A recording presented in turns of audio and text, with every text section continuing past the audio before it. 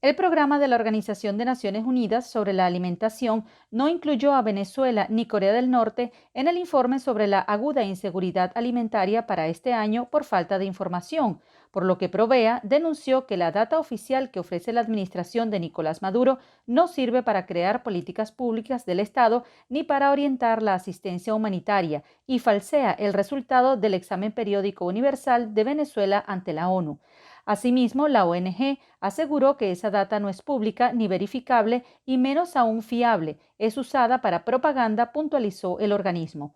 Por su parte, la administración de Maduro, durante el examen periódico universal, aseguró que el programa CLAP comprende la entrega mensual de alimentos no perecederos con un subsidio de más del 99% de su valor a más de 7 millones de familias.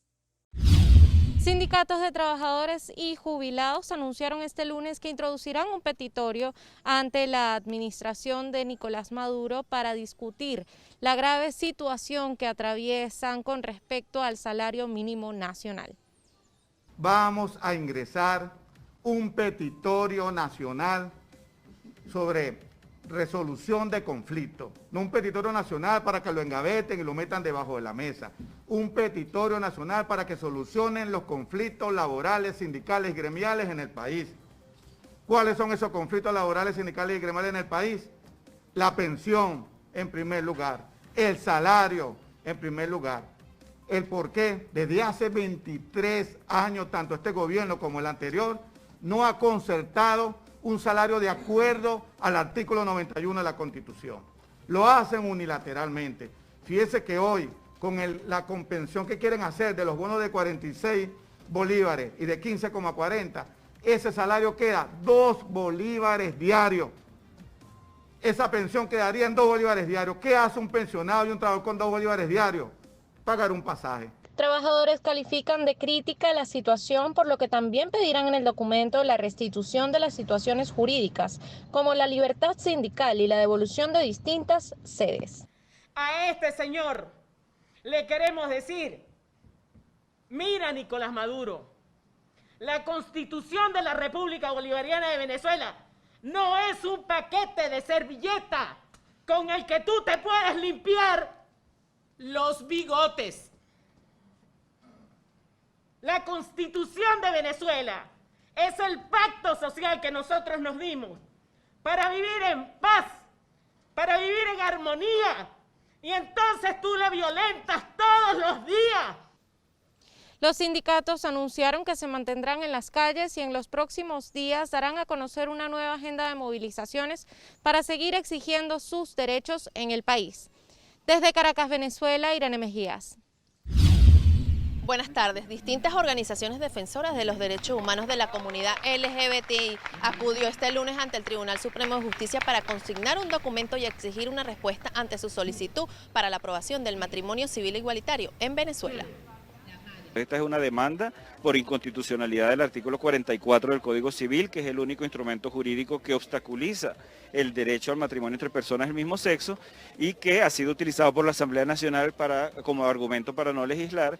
Los defensores señalaron que la legislación de Venezuela se encuentra atrasada con respecto a los derechos de la comunidad LGBTI y la unión civil igualitaria, agregando que el principal impedimento de su aprobación es la presencia de grupos religiosos dentro de las instituciones del Estado. Estamos de último en la lista de la región americana con el tema del reconocimiento a la población LGBTI más en general. Somos uno de los pocos países que no reconoce el matrimonio igualitario y que no permite a las personas homosexuales el derecho igualitario, como lo dije antes, de poder casarnos, de poder establecer una unión de hecho, de poder mantener un matrimonio, de poder hacer una familia.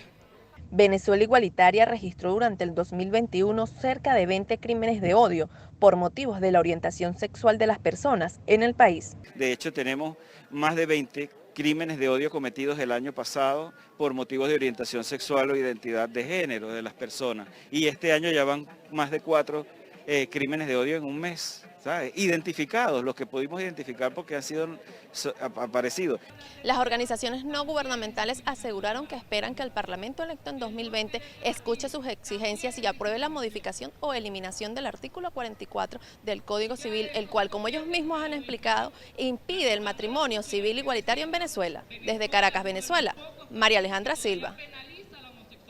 Aunque a partir de esta semana la vacunación en Austria será obligatoria por ley, la ley que entra en vigor el próximo viernes convierte a Austria en el primer país de la Unión Europea en el que la vacunación contra el COVID-19 será obligatoria, con multas de entre 600 y 3.600 euros desde mediados de marzo.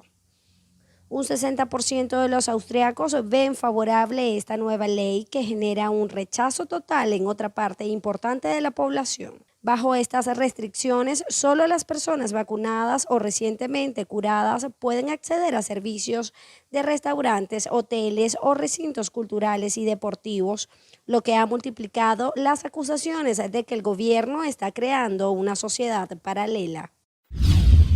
Los empleados de la sanidad pública griega que no se vacunen contra el coronavirus hasta el 31 de marzo serán despedidos, anunció este lunes el ministro de Sanidad Tanos Plevris. En septiembre pasado, el gobierno del conservador Kyriakos Mitsotakis impuso la vacuna obligatoria no solo para el personal sanitario, sino también para todos los mayores de 60 años. Además, suspendió de empleo y sueldo a unos 6.500 profesionales que optaron por no vacunarse. En torno al 6% del personal sanitario y el 2% de los médicos del país. De este total, 1.500 terminaron regresando a sus puestos con un certificado de haber pasado la enfermedad. La ciudad de Tokio, capital de Japón, lanzó una campaña masiva de vacunación para aplicar una dosis de refuerzo contra la COVID-19 en un centro temporal gestionado por el ejército. Esto en medio de una crisis por el aumento de casos generados por la variante Omicron. El país asiático empezó a administrar las dosis de refuerzo al personal médico en diciembre, pero solo ha aplicado 2.7% de la población por la demora que generó el tiempo mínimo para poder recibir esta nueva dosis. Las autoridades también notificaron que a partir de la próxima semana abrirán un segundo centro en la ciudad de Osaka. Estas fuertes medidas de vacunación se deben a que la variante Omicron ha causado la saturación del sistema médico del país.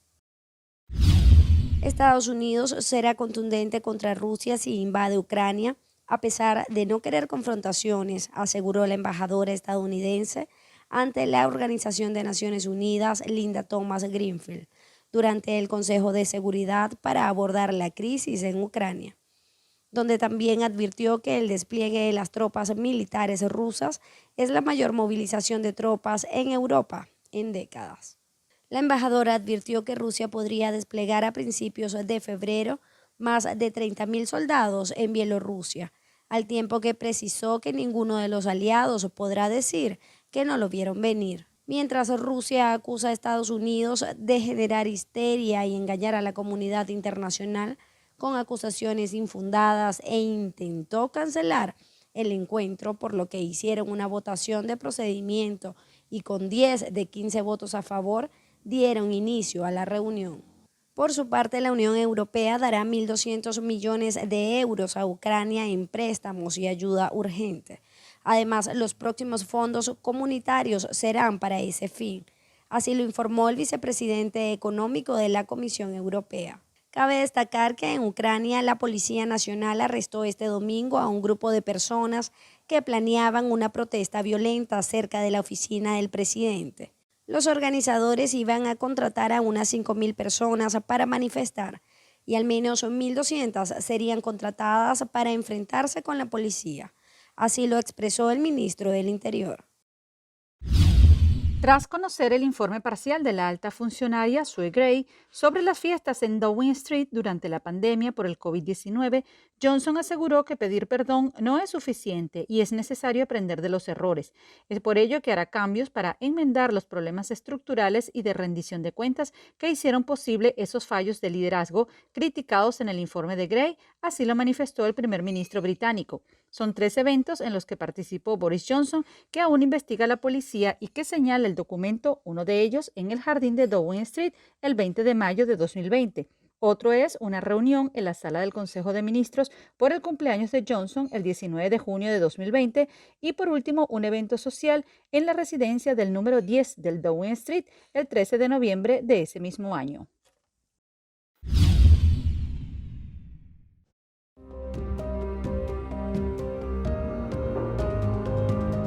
realmente pensamos que íbamos a morir asfixiados. Yo no estaba presente, mi mamá sí. Ella me llama que se empezó a incendiar el apartamento, yo salgo corriendo.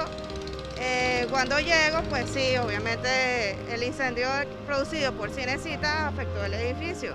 La tarde de este lunes, la vida de al menos 28 familias cambió de manera sorpresiva y abrupta cuando un incendio de grandes magnitudes conmocionó a la ciudad de Caracas. El bodegón de Cinecita, como era conocido este lugar, empezó la combustión y esta combustión fue hacia el edificio Riverdale. Vamos a escuchar los testimonios de quienes han perdido todo en este siniestro. Mi vecino de al lado es una persona que vive sola, un señor de casi 60 años. Él es la persona que se ve en los videos caminando por la cornisa. Afortunadamente lo lograron evacuar, no tuvo que saltar al vacío. Y bueno, está ahorita recuperándose en casa de unos familiares también. Estamos haciendo como quien dice la maroma para entrar y cada quien ver su cuestión, pues claro, pendiente de su broma. Gente inescrupulosa se metió en la mañana, en la madrugada y robó las pocas pertenencias que en algunas viviendas quedaron. Según el balance ofrecido por la autoridad municipal Darwin González, fueron necesarios unos 150 hombres entre bomberos, protección civil y paramédicos para sofocar las llamas de este siniestro. Además, explicaba que unos 800.000 litros de agua fueron necesarios para apagar este incendio. Escuchemos las declaraciones de Darwin González. Todo lo que tenemos hasta el momento son solamente grandes daños materiales, como ustedes pueden observar. Sí, es bueno aclararles que el incendio se origina indudablemente en el bodegón de Cinecita y las llamas se propagan hacia el edificio continuo, donde también existía dos comercios, una peluquería y una venta de celulares, que también agarraron fuego y el fuego se fue propagando piso por piso hasta llegar a la parte alta. Como pocas veces se ha visto un trabajo tan coordinado de todos los niveles, tanto municipal, del Estado y nacional. Ayer teníamos en pleno funcionamiento en un mismo momento hasta 4 vehículos de elevación, que son los que se utilizan para llegar a las partes altas de las edificaciones para poder mitigar el incendio. Se estima que vinieron aproximadamente 10 supercisternas. Asimismo, los vecinos pudieron reunirse con representantes de la alcaldía de Baruta y con los representantes legales de Cinecita, quienes se comprometieron a resarcir los daños y darles una indemnización. Ya estamos hablando directamente con el señor Alfredo, que nos está diciendo que nos preste la colaboración con todo. Vamos a ver si con eso también... ¿Quién es el señor Alfredo? Disculpe. El señor Alfredo es el dueño de Cinecita. Sí, me imagino que irá a colaborar con eso. No sé cómo llevarán ese proceso, pero sí están en eso. ¿Está presto entonces a colaborar con los...? Colaborar, sí, estamos en eso. Como un balance general, al menos 15 personas fueron rescatadas del edificio Riverdale en horas de la tarde de este lunes. Unas 25 presentaron asfixia por inhalación de humo y quemaduras de diversa consideración, y destaca el caso de un niño de 11 años con 20% de quemaduras en su cuerpo. Desde Caracas, Venezuela, Irene Mejías. Buenas tardes. Autoridades y estudiantes de la Universidad Central de Venezuela desmintieron las declaraciones de la vicepresidenta de la administración de Nicolás Maduro, Delcy Rodríguez, con respecto a las reparaciones en la Facultad de Odontología.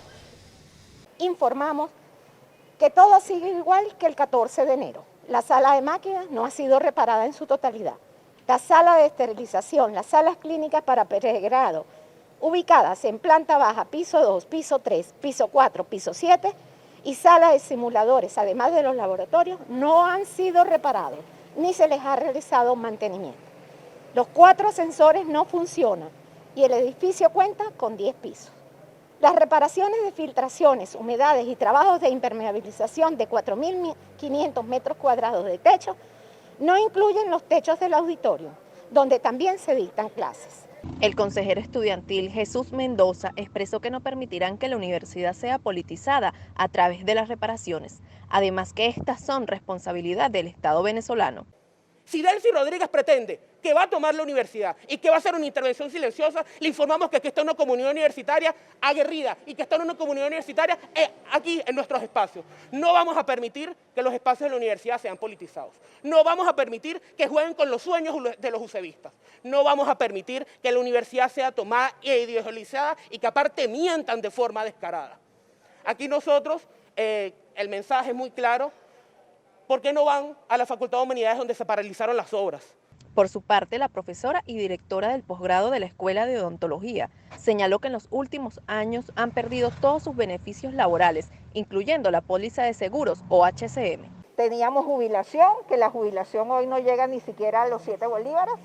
Teníamos anteriormente nuestras reivindicaciones desde el punto de vista laboral, prestaciones sociales que ya no existen. Teníamos también el seguro de hospitalización, cirugía y maternidad, que tampoco lo podemos considerar porque no llega ni siquiera a $100. Los profesores aseguraron que tienen cerca de 15 años sin recibir presupuesto por parte del Estado, lo que ha ocasionado que sean los estudiantes que cancelen los gastos primordiales de la facultad para poder continuar con sus estudios. Desde Caracas, Venezuela, María Alejandra Silva. Brasil ha recibido más de 60.000 migrantes venezolanos, así lo manifestó el presidente Jair Bolsonaro, quien destacó que 92% de los connacionales fueron interiorizados durante su gestión. Además, afirmó que Brasil ayuda a venezolanos que huyen del socialismo. Más de 700 municipios acogieron a migrantes y refugiados. Por otra parte, más de 250 recién nacidos mueren a diario en Latinoamérica y el Caribe. Así lo informó la Organización Panamericana de la Salud. 7 de cada 1.000 niños no llegan a cumplir el primer mes de vida en la región. La tasa de mortalidad es de 1.7 en Aruba, 2.3 en Cuba, mientras que en República Dominicana es de 18 y en Haití de 32. La organización lanzó una campaña para el cuidado de bebés en sus primeros 28 días, pues la organización argumenta que la mayoría de los fallecimientos se pueden prevenir. La farmacéutica Pfizer solicitará la autorización de su vacuna contra el coronavirus para niños desde los 6 meses hasta los 5 años de edad ante la Administración de Alimentos y Medicamentos de Estados Unidos. Esta petición será para aplicar 2 dosis de su vacuna al tiempo que continúen ensayos de 3 dosis en los menores de 6 años. Los Centros para el Control y la Prevención de Enfermedades en Estados Unidos catalogaron a México, Brasil, Ecuador y otros destinos de Latinoamérica en el nivel 4 de muy alto riesgo, luego de pasar unos 6 meses en una categoría de menor riesgo ante la pandemia por la COVID-19. En Italia se impondrán sanciones a los mayores de 50 años de edad que no se hayan vacunado contra la COVID-19 y la obligación de mostrar el certificado sanitario. Esta es una de las medidas restrictivas que el gobierno implementa para tratar de contener el coronavirus. Por su parte, la mutación BA.2 de la variante Omicron llegó a Argentina, notificó el Ministerio de Salud al registrar el primer caso. Esta subvariante de la Omicron se ha extendido por al menos 40 países, entre ellos Dinamarca e India. La Organización Mundial de la Salud ha pedido que se estudie su desarrollo. Putin expresó su preocupación si Ucrania llega a ser miembro de la OTAN y un posible enfrentamiento con el organismo por controlar Crimea, que fue anexado al territorio ruso en el 2014. El mandatario recordó que Ucrania tiene en su doctrina militar recuperar ese territorio. Estados Unidos reafirmó el compromiso con la soberanía y la integridad territorial de Ucrania, así como el derecho de todos los países de determinar su propia política exterior y alianzas. Ello tras las declaraciones de los ministros de Reino Unido y Croacia, donde aseguran defender hombro con hombro el derecho de países soberanos a elegir su destino. Asimismo, el secretario de Estado, Antony Blinken, pidió la retirada inmediata de tropas rusas y equipos de las fronteras en Ucrania y también instó a Rusia a seguir un camino diplomático durante una reunión telefónica con el ministro de Relaciones Exteriores de Rusia, Sergei Lavrov. Por otra parte, Estados Unidos había confirmado que recibió respuestas de Rusia al documento con propuestas que Washington envió a Moscú la semana pasada. Sin embargo, el portavoz del Kremlin, Dmitry Peskov, aseguró que hubo una confusión y aún no han enviado la respuesta principal, pues aún se está preparando. Cabe destacar que el gobierno estadounidense está desarrollando paquetes de sanciones específicas contra las élites rusas dentro o cerca de los círculos internos del Kremlin, y sus familias también serán sancionadas. Buenas tardes. Un grupo de juristas liderados por la abogada Yelixa Vívenes interpusieron ante el Tribunal Supremo de Justicia este miércoles una demanda de nulidad sobre la nueva reforma de ley de registros y notarías. Tiene una incidencia profundamente económica en virtud de que viene a confiscar básicamente la propiedad del venezolano, en virtud de que no es lo mismo registrar un carro el año pasado antes de la vigencia de la ley que registrar un carro o notariar una compraventa en este momento, en virtud de que las tasas que se están imponiendo tienen carácter, valga la redundancia, impositivo. Porque si antes notariar una venta de vehículo te costaba $100, incluidos los honorarios profesionales, ahorita te puede costar hasta $1000. Vívenes señaló que la reforma no fue consultada a los gremios de abogados, contadores y cámaras inmobiliarias, por lo cual es un incumplimiento a la Constitución Nacional. No se cumplió con el proceso de consulta popular, que si tomamos en cuenta que Venezuela se constituye en un estado social, de justicia y de derecho, tenían que ser llamados por lo menos los gremios involucrados para que la formación de esta ley fuese participativa. Esto fue un madrugonazo. Por último, la jurista destacó los efectos económicos negativos que traerá la promulgación de esta nueva ley al gremio de juristas por los altos costos impuestos por la administración de Nicolás Maduro. La promulgación de esta ley definitivamente es súper perjudicial para nuestro gremio, quien ya está afectado por la economía de nuestro país. Imagínate si antes una persona, para poder cancelarte un honorario profesional, definitivamente terminaban pidiéndote algún tipo de consideración porque no dan los números para poder pagar altos honorarios profesionales. Imagínate lo que va a pasar una vez que se empiecen a hacer los cobros de estas tasas. Los abogados aseguraron que anclar los precios al petro significa una dolarización de facto de los servicios de registros y notarías, por lo que pidieron al Estado venezolano rectificar la medida lo antes posible, al igual que a la sociedad civil y cámaras inmobiliarias solicitaron unirse a su propuesta y rechazar esta nueva reforma. Desde Caracas, Venezuela, María Alejandra Silva. La Asamblea Nacional electa en 2020 y de mayoría oficialista aprobó el pasado 30 de diciembre en primera discusión la reforma parcial de Ley Orgánica del Tribunal Supremo de Justicia para, entre otros aspectos, reducir el número de magistrados de 32 a 20 que conforman la máxima instancia judicial del país. Porque uno de los planteamientos principales que se hizo en este caso tenía que ver fundamentalmente con hacer el sistema judicial mucho más ágil, garantizando a los ciudadanos su derecho a la legítima defensa, la presunción de inocencia, unas condiciones esenciales, la preservación de sus derechos humanos, una reforma que lleva a la revisión del comité de postulaciones necesarias. Había algunos reclamos de sectores de la sociedad civil que manifestaban que estaban siendo dejados por fuera en las propuestas. Para el abogado administrativo y constitucional Gustavo Benzo, esta reforma implica un importante precedente negativo para el poder que ejerce el Parlamento electo en 2020. Es un precedente muy grave que la Asamblea Nacional corte por el ejercicio de unos magistrados actualmente en el cargo, porque entonces no habría necesidad de las 2/3 partes para destituir a un magistrado y de todo un proceso y de las faltas que tiene que cometer, y que entonces el Tribunal Supremo estaría en manos de la Asamblea Nacional.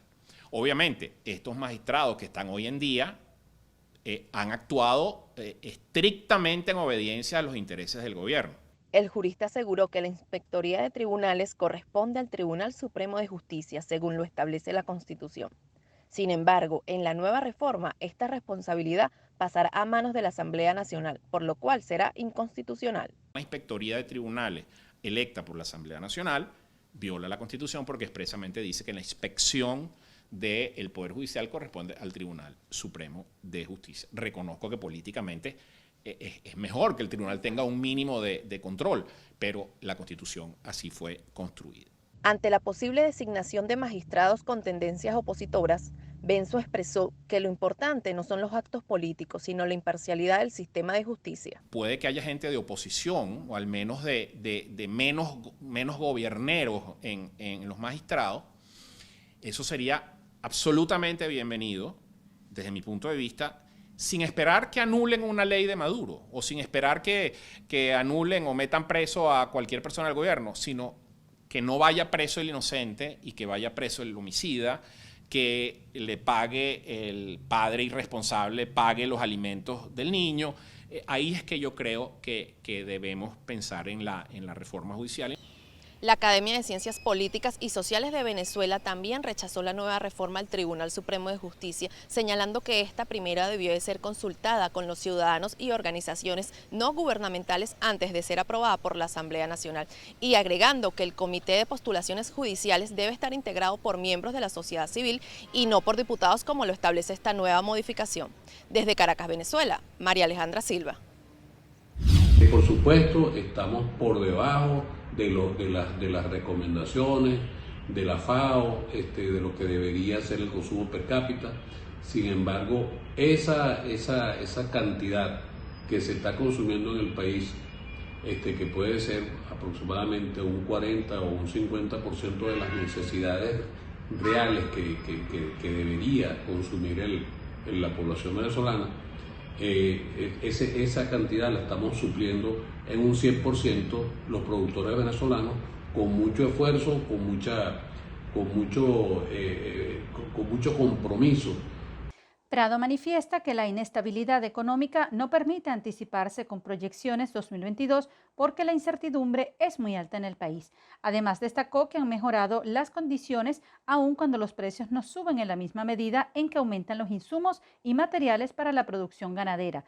Expresó que han sostenido reuniones en pro de buscar mejoras y soluciones para las limitantes del sector.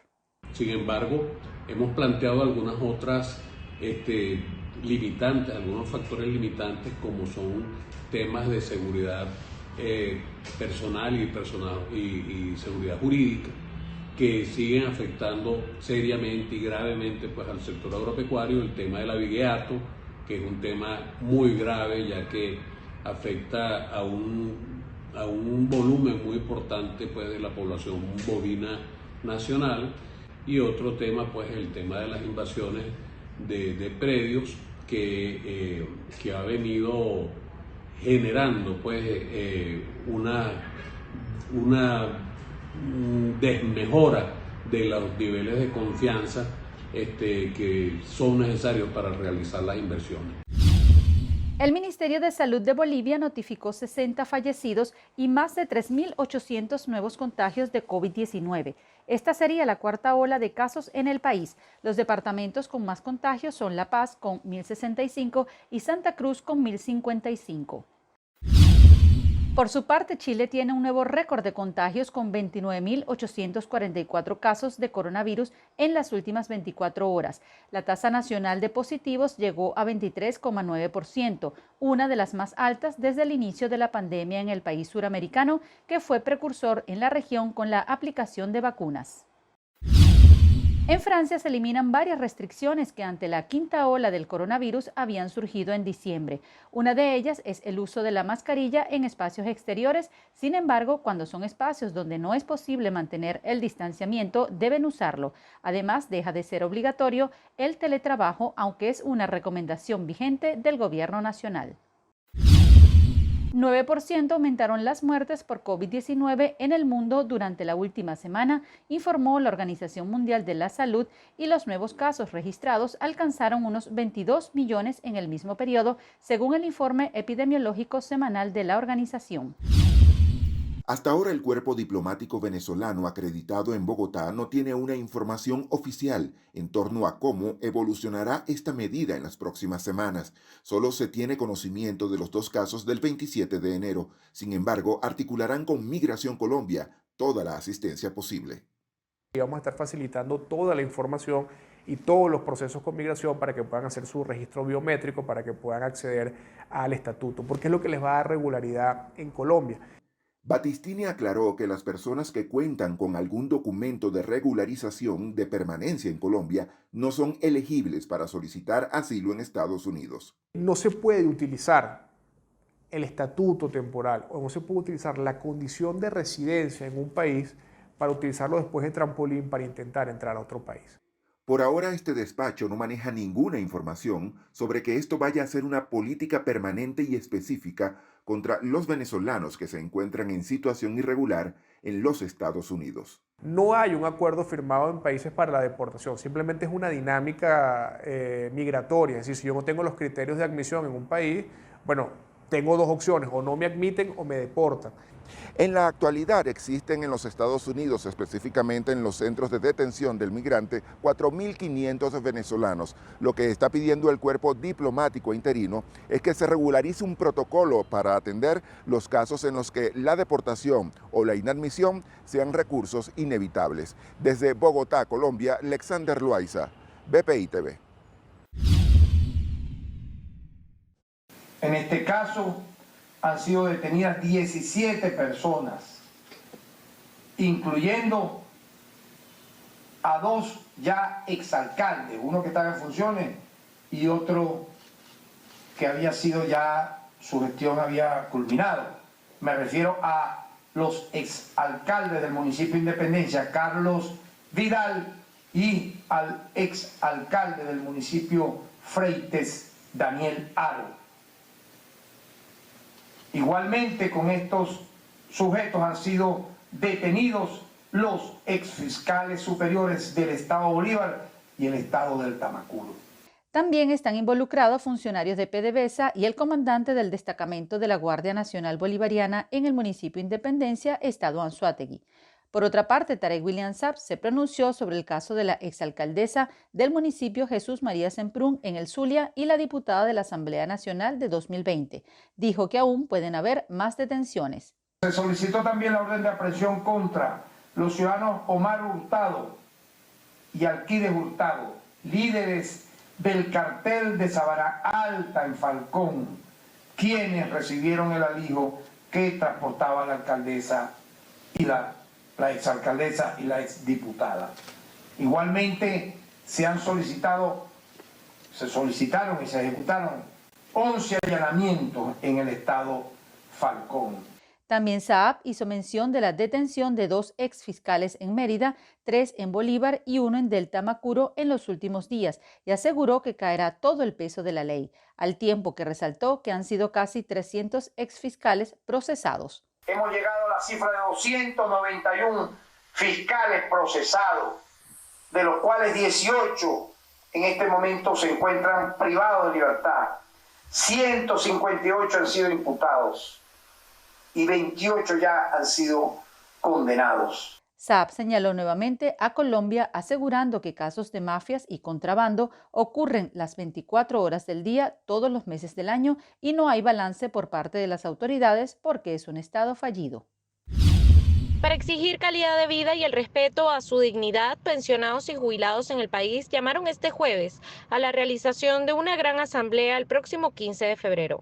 Así que convocamos a cada uno de las organizaciones gremiales, sindicales, a estar todos organizados, articulados, para dar inicio a estas grandes actividades que se desarrollarán en el transcurso del tiempo para tratar de dar a conocer nuestras grandes necesidades, defendiendo nuestros derechos constitucionales, donde nosotros queremos una participación activa y defendemos día a día todos esos artículos establecidos en nuestra ley. Estamos llamando para visibilizar nuestra situación ante un gobierno que nos paga una pensión de 7 bolívares y entonces con bombos y platillos dice que nos va a subir el bono de guerra de 7 bolívares a 3 y nos deposita 3 bolívares. Entonces, bueno, ya veo que le estamos haciendo a Maduro que nosotros somos una parlante viejo, que tenemos el pelo blanco y que respete, hermano. Que respete porque aquí el que menos trabajó 30 o 40 años en una empresa pública y privada. esperando y visualizando que en los últimos días de su vida, porque ya la gran mayoría estamos cerrando nuestro ciclo de vida y estábamos visualizando que íbamos a pasar una vejez digna, una vejez recreándonos con nuestros nietos, y entonces este gobierno Maduro nos condena a una muerte prematura o una muerte anticipada. Desde el Frente Amplio en Defensa de los Jubilados y Pensionados denunciaron el grave deterioro de las personas de la tercera edad en Venezuela, así como la muerte de varios ancianos en condición de vulnerabilidad durante los últimos meses en el país. Desde Caracas, Venezuela, Irene Mejía. La Organización Mundial de la Salud en Europa aseguró que se encuentran en una situación única para controlar la pandemia en el continente gracias al alto índice de vacunados, aunque la semana pasada se registraron 12 millones de contagios, la mayor cifra en la región desde el inicio de la pandemia. Por su parte, la Comisión Europea propuso la extensión del certificado digital del COVID-19 hasta el 30 de julio de 2023 para así asegurar que los viajeros usen este documento al desplazarse entre los países de la Unión Europea y hay posibilidades que surjan nuevas variantes. Por otro lado, Tonga entró en confinamiento tras anunciar 2 casos comunitarios positivos de coronavirus entre trabajadores del aeropuerto de la capital Nuku'alofa. Esto semanas después de la enorme erupción volcánica y un tsunami que arrasaron con partes del archipiélago. Y en Estados Unidos, aerolíneas y empresas del sector turístico solicitaron al gobierno eliminar los test de COVID-19, ya que las encuestas a los pasajeros aéreos indican que las pruebas son un factor determinante a la hora de renunciar a viajar internacionalmente, porque las personas no están dispuestas a correr el riesgo de no poder regresar a Estados Unidos.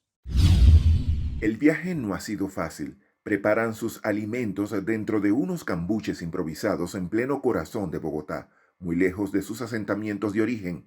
Huyen de la violencia, pero también de la indiferencia de las autoridades. Desde hace 4 meses están desterrados en su propio país. La parte que han matado abuelos, taitas, mayores, han matado líderes, lideresas, por motivo que estamos haciendo una obra social. La Alcaldía Mayor de Bogotá trató de caracterizarlos una vez más para iniciar el proceso de retorno. La idea es que este sea un ejercicio dialogado, concertado, por eso todas las instituciones hoy estamos acá trabajando de común acuerdo, trabajando de manera organizada. Pero ellos asumen que solo son procesos dilatorios con los que buscan convencerlos de regresar a sus lugares de origen y los problemas de siempre. Los terminaron sacando del parque porque no quieren más promesas que son tan ancestrales como sus tierras. Ya nos hicieron la primera caracterización con alimentación.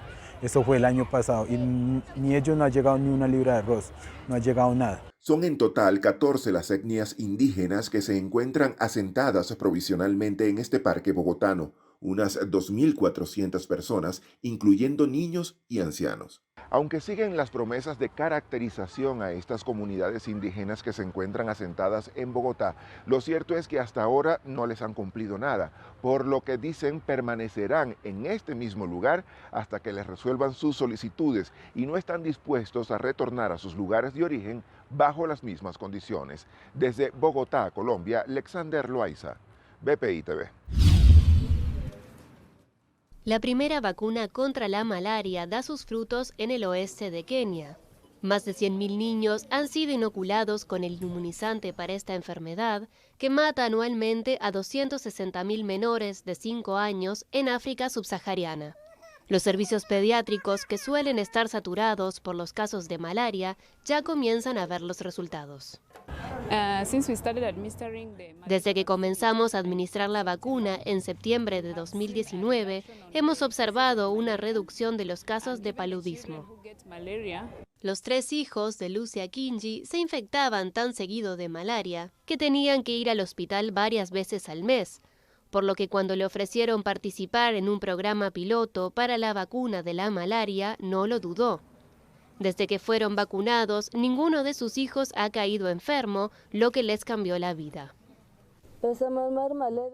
El dinero que usábamos para llevar a los niños al hospital, ahora podemos usarlo en alimentos. Este innovador plan de vacunación comenzó en 2019 en Kenia, Ghana y Malawi para probar un compuesto que tardó 30 años en ser elaborado. En octubre de 2021, la Organización Mundial de la Salud aprobó su uso generalizado para niños en otras zonas de riesgo. Más de 3.500 vuelos cancelados dentro, hacia o desde Estados Unidos. Las aerolíneas emitieron excepciones de viaje que permiten a los viajeros volver a reservar gratuitamente por las condiciones climáticas. Hasta la noche del miércoles habían cancelado unos 2.350 viajes aéreos, 364 vuelos en el Aeropuerto Internacional O'Hare en Chicago y más de 350 entre los aeropuertos de San Luis, Denver y Detroit. Asimismo, al menos 210.000 personas se quedaron sin electricidad durante la mañana y parte de la tarde de hoy. Fueron reportadas más de 70.000 apagones en Texas y más de 25.000 hogares y negocios fueron afectados por falta de electricidad en Arkansas. Según los pronósticos del Centro de Predicciones del Tiempo, se espera la acumulación de hielo en todo el sur de Estados Unidos y se mantengan las bajas temperaturas durante un par de días. Este 4 de febrero se celebra a nivel mundial el Día de la Lucha contra el Cáncer. En el caso de Venezuela, los pacientes oncológicos aseguran que no tienen nada que celebrar, ya que la crisis humanitaria compleja les hace cada vez más difícil el acceso a los medicamentos y a poder sobrevivir a esta enfermedad. Lamentablemente salir a buscar a comprarlos en sitios donde vendan el medicamento al cual le están pidiendo. Bueno, a la deriva de Dios, y el que no lo tiene, bueno, que sea lo que Dios quiera, pero lamentablemente hay muchos pacientes que están falleciendo por falta de no tener el dinero para comprar y costearse su tratamiento. Me siento muy triste porque hay pacientes que están peores que yo y se van con los ánimos en el suelo porque a medida que no le ponen el tratamiento van retrocediendo su patología, pues el cáncer no espera, el cáncer hay que atenderlo a tiempo. Hay pacientes que no tienen sus recursos, por lo menos yo no he podido trabajar, tengo 2 años operada, ayer cumplí 2 años operada y es un poco fuerte, mi amor. Nosotros nos podemos salvar, pero si no podemos costear un tratamiento, ¿cómo nos salvamos? Que se ponga la mano en el corazón y se acuerde de nosotros los pacientes oncológicos, que necesitamos medicamentos, que necesitamos, no medicamentos solamente, porque, por ejemplo, yo, gracias a Dios, no tomo ningún tipo de medicamento hormonal, pero necesito la tomografía, necesito los controles mamarios, los ecos, y esos aparatos en los públicos no sirve ninguno, y donde hay son sumamente costosísimos. En un país sin cifras oficiales, la Sociedad Anticancerosa de Venezuela ha hecho seguimiento en cuanto a esta patología. Así lo explicó el doctor Conno Gúmina, presidente de la institución. Desde el año 2014 hasta el año 2021, cómo se incrementó la mortalidad por cáncer en un 24%. Y la incidencia, que son el número de casos nuevos en un periodo de tiempo, aumentó también en un 9%. ¿Qué quiere decir esto? Que van a morir más casos por cáncer, por lo menos una cifra de 10, y que van a morir y que se van a diagnosticar 4 o 5 casos más también por año de cáncer. Con respecto a las recomendaciones al Estado venezolano, desde la Sociedad Anticancerosa hacen énfasis en las campañas de prevención y el enfoque de políticas públicas que permitan el abastecimiento de recursos para los hospitales. Tenemos un problema que es que la mortalidad no hemos podido controlarla. Por el contrario, siempre sube. Y esto tiene una explicación. ¿Cómo se explica que nosotros tenemos una mortalidad en ascenso cuando en otros países tenemos una mortalidad en algunos tipos de cáncer con un tratamiento oportuno podemos bajar la mortalidad? El hombre venezolano fallece a causa de cáncer de próstata en primer lugar, después pulmón y después sigue vía digestiva. La mujer venezolana, según este informe, tiene como primera causa de muerte cáncer de mama, sigue el cáncer de cuello uterino, luego sigue pulmón y luego vía digestiva. Aquí está el 70% de toda la casuística. Entonces, ¿qué es lo que la Sociedad Anticancerosa y los institutos que promuevan y que estén en la lucha contra el cáncer deberían de centrar todos sus esfuerzos al diagnóstico y a la prevención de estos tipos de cáncer? La petición al Estado venezolano es que priorice el tratamiento oncológico para los pacientes en el país y que puedan tener mejor calidad de vida. Desde Caracas, Venezuela, Irene Mejías.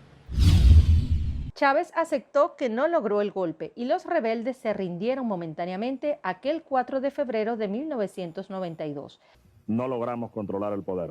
Ustedes lo hicieron muy bien por allá, pero ya es tiempo de evitar más derramamiento de sangre, ya es tiempo de reflexionar y vendrán nuevas situaciones y el país tiene que enrumbarse definitivamente hacia un destino mejor.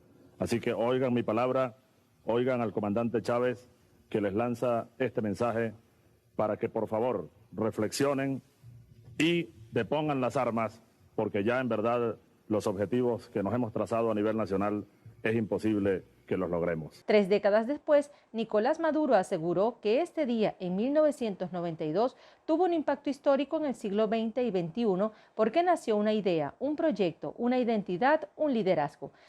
30 años de una gesta histórica de grandes batallas, duras y complejas, pero puedo decir 30 años después, al espíritu inmortal del comandante Chávez, 30 años después, aquí está el pueblo de Venezuela victorioso, bolivariano, en avance permanente, en revolución permanente, en rebelión permanente. De igual forma se pronunció el vicepresidente del PSV, Diosdado Cabello, quien señaló cómo fue el inicio del movimiento bolivariano revolucionario 200. Hombres y mujeres de nuestra Fuerza Armada, en silencio, con todo el cuidado del mundo, evitando una delación, evitando una indiscreción, evitando que alguien pudiera enterarse de un movimiento a lo interno de la Fuerza Armada que en principio, sus orígenes, era muy cerrado. Por otro lado, el vicealmirante retirado Rafael Huici Clavier, desde el exilio, aseguró al diario El Nacional que el intento de golpe fue la primera estocada mortal contra la democracia en Venezuela y añadió que la conspiración había iniciado unos 10 años antes, por lo tanto fue la crónica de un golpe anunciado. Además recordó que el país pasaba por una crisis multidimensional. La profesora Patricia Muñoz, directora de posgrado del Departamento de Ciencias Políticas de la Universidad Javeriana, considera que el panorama ha estado cargado de incertidumbre y movimientos estratégicos por parte de los partidos para tratar de ganar indulgencias electorales. Y en estos momentos tenemos un escenario marcado por la presencia de 3 coaliciones marcadas. Una coalición de izquierda, una de centro, una de derecha y algunos candidatos independientes a la consulta. Colombia se prepara para renovar el Senado, la Cámara de Representantes, el vicepresidente y el presidente. Según esta experta, la prevalencia de candidatos fuera de las llamadas coaliciones parece indicar que la gente está rechazando a la maquinaria partidista tradicional. Y este fenómeno tiene que ver con la personalización de las candidaturas, con la preeminencia del candidato sobre los partidos y movimientos políticos mismos. De hecho, el poder hoy o la fuerza que tienen las 3 coaliciones es poder generar unos procesos mayores de movilización electoral en las listas que estos candidatos tienen para el Congreso de la República. Muñoz indica que una gran dificultad que tiene la dirigencia política es la de conectar con las aspiraciones que la gente ya ha expresado en las protestas sociales de años recientes. Uno diría que de los grandes temas precisamente es la atención a la población más joven, pero también a la población de diferentes grupos de edad en torno al acceso al trabajo, al acceso a los ingresos, que puedan generar una vida digna. Para esta catedrática de la Universidad Javeriana, lo más importante que tendrán que hacer los nuevos gobernantes a partir de este año 2022 es tratar de conciliar alianzas estratégicas con sectores ideológicamente opuestos. Esto será fundamental para lograr los niveles de gobernabilidad necesarios para atender los grandes desafíos del país. Desde Bogotá, Colombia, Alexander Loaiza, BPI TV. Costa Rica inicia la jornada electoral 2022 en América Latina. Este domingo 6 de febrero los costarricenses irán a las urnas para elegir un presidente, 2 vicepresidentes y 57 diputados de la Asamblea Legislativa. Acá te presentamos 5 puntos para entender estos comicios. Por primera vez desde 1930 se presenta un total de 25 candidatos para la presidencia, una cifra récord que según analistas ha contribuido a aumentar el número de indecisos que sobrepasa el 30%, de acuerdo con el Centro de Investigación y Estudios Políticos. Los aspirantes han priorizado el tema de la corrupción en sus campañas, sobre todo luego de algunos recientes escándalos que involucran presuntamente a entes del Estado. En estas elecciones existe la posibilidad de retorno al poder de uno de los 2 partidos tradicionales, Liberación Nacional, representado por el expresidente José María Figueres, y Unidad Social Cristiana, cuya candidata es la ex vicepresidenta Linet Saborío. Ambos se encuentran en los primeros lugares de preferencia en las encuestas. Sin embargo, todo apunta a que ninguno logrará la victoria en la primera vuelta. Otro candidato que se ubica entre los favoritos es Fabricio Alvarado, del partido Nueva República. El actual partido de gobierno, Acción Ciudadana, transita su segundo periodo consecutivo en la Casa Presidencial. Lidera el destino de Costa Rica desde 2014, bajo los mandatos de Luis Guillermo Solís y ahora con Carlos Alvarado Quesada. Fundada en el año 2000, nace como una apuesta para romper con el bipartidismo tradicional. En estos comicios, el PAC o Partido Rojo y Amarillo está representado por el diputado Welner Ramos, quien ostenta menos del 1% de intención de voto según las encuestas. De acuerdo con el Tribunal Supremo de Elecciones de Costa Rica, más de 126,000 jóvenes podrán ejercer su derecho al voto por primera vez. Un número que resalta un padrón electoral de 3,5 millones de personas para elecciones de este 2022. Cifras del Centro de Investigación y Estudios Políticos dan cuenta de que los indecisos puntean en esta jornada con un 42% de mujeres y 39% de hombres. En Costa Rica no existe la reelección consecutiva, por lo que si un presidente saliente desea volver a postular su nombre, deberá esperar al menos un periodo. Para obtener la victoria en primera vuelta, el aspirante debe obtener más de 40% de los votos válidamente emitidos. Para este año se tiene previsto una segunda vuelta para el domingo 3 de abril. El escenario de indecisiones para escoger un nuevo presidente y la Asamblea Legislativa en el país con una de las democracias sólidas de Latinoamérica. Decenas de candidatos de 38 partidos serán elegidos los 57 representantes del Parlamento costarricense, quienes tendrán el deber de reactivar la economía y asuntos urgentes como el déficit fiscal, el desempleo, combatir la corrupción y recortar el gasto público. Además, un debate abierto es la gestión de la pandemia. La ciudadanía cuestiona las medidas que ha tomado el país y les preocupa mucho las inversiones en salud, aunque el país cuenta con un sistema público con cobertura casi universal.